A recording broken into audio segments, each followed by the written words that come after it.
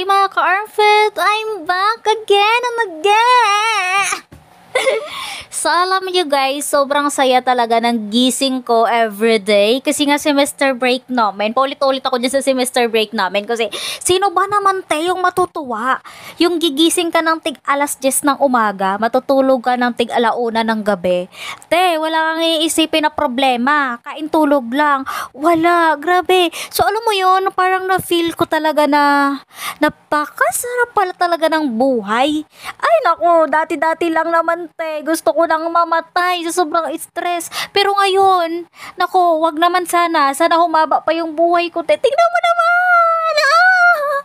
Diba? So, maaga nga, nagising ang inyong lola kanina, mga 10. O, diba? Ang aga ng 10, diba? So, maaga talaga ako kanina nagbulat ng aking mga mata. Diba? After nun, mga ante, kasi sobrang init na pala. Ayun, naligo. Tapos, maglagay tayo ngayon ng deodorant cream sa ating outfit para hindi bumaho, te. Alam mo yon, yung andyan na yung ganda sa'yo. Tapos, wala ka pang putok. Ang ganda pa ng ugali mo, napakabait mo pa, hindi ka pa nagmumura. Putang ina, ako yun.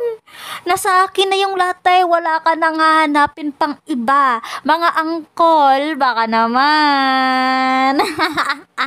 Baka pwede niya na yung pakasalan, di ba? Kagwapa na, oy. So, hindi, naging ka mo yung pwede mo. Hindi, naging ka mo pwede, nagdaog. Naging ka mo doon nagdaog. Kamo sila sa loto pag pinakaslan niyo ko.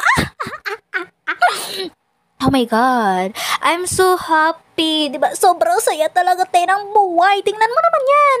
Pagkagising ko sa umaga, iniisip ko agad yung aking cellphone. I-charge. Pagka-charge ng aking cellphone, iisipin ko, magvi-video ako kasi marami talaga yung nag-aantay na mga gwapo na mga angkol, mga lolo. Ay, so bye-bye. Mwah!